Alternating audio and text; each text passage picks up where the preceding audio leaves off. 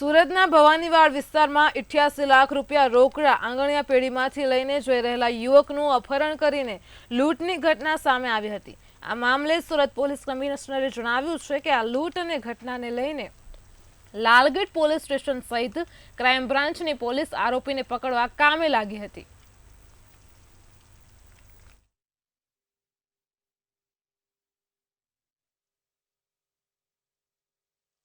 आंगड़िया पेढ़ी नामनी office में कुल रुपया 88,26,700 रुपया थैला लईने एक ईसम बहार निकले छे अने पछी एनी जे बाइक पड़ी हती एनी पासे जाए छे।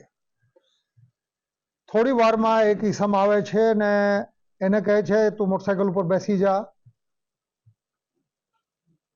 अने एने हथियार बतावीने पाछळथी एनी कमर में हथियार लगाड़ीने अपहरण करीने लई जाए छे।